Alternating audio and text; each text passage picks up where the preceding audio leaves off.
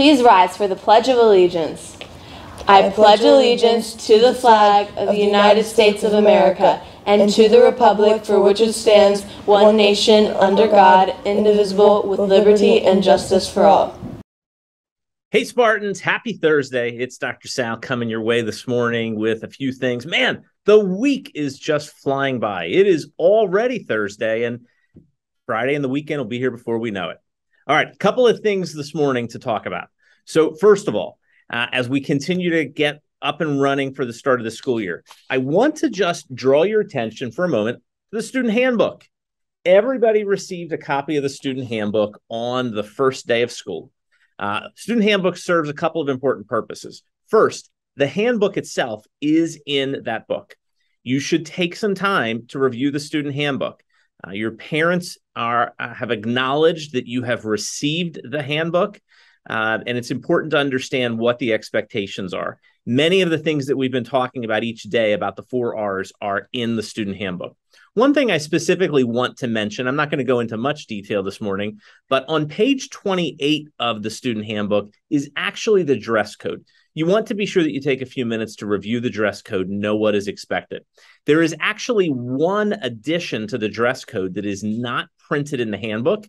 We send that handbook to the printer at the very end of June, and there were some additional changes that were made. So I just want to call to your attention the one additional item that has been added to the dress code that you will not see in the handbook.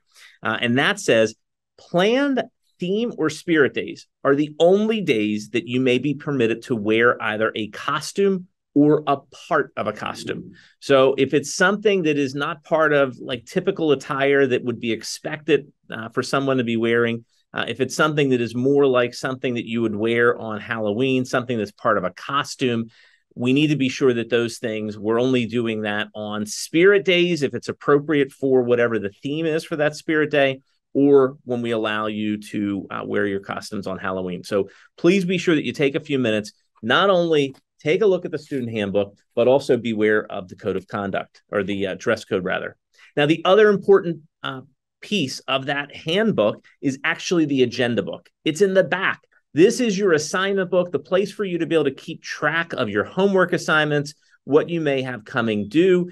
Everybody has a little bit of a different system, and that's okay. We all have a different organization system.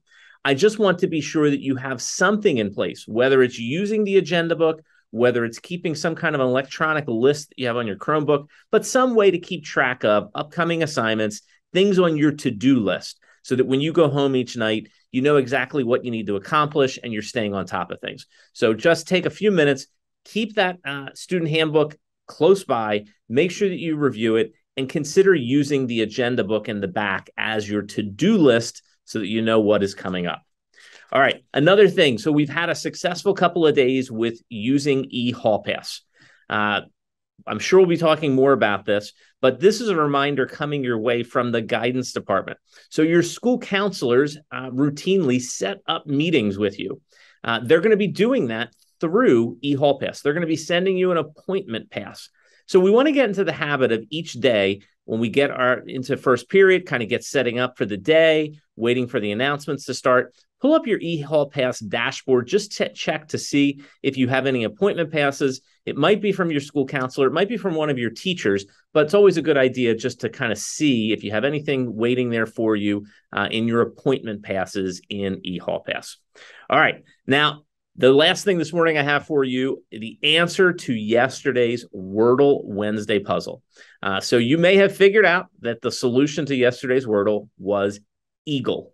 And I did that a little bit because our Philadelphia Eagles won their opening game this past Sunday, which was very exciting. And then also we have an Eagles team in 7th grade. So this week's Wordle was eagle, and congratulations to the following students that submitted a correct answer, and you're going to be receiving some bonus Spartan bucks in your live school account.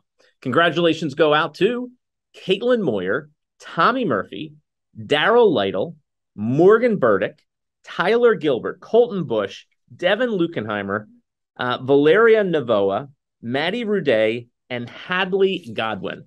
So congratulations. Now tomorrow, because it's Friday, everyone's favorite weekly segment will be coming your way, the Friday Funny. I can't wait to see what we have for you.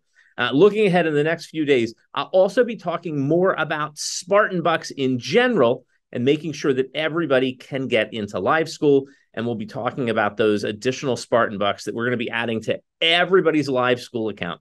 That's coming your way in the next couple of days. Okay, Spartans, I hope you have an awesome day, and I'll see you out and about.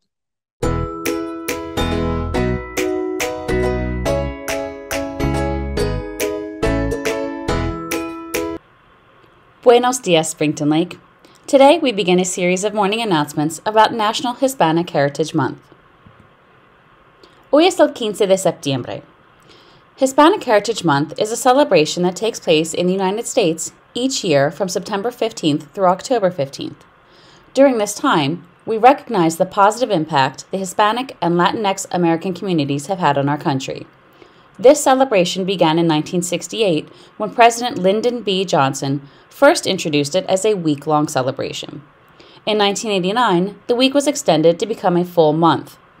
This year's theme is Unidos, Inclusivity for a Stronger Nation. Today, we honor Dr. Ellen Ochoa. Dr. Ellen Ochoa was born in Los Angeles, California.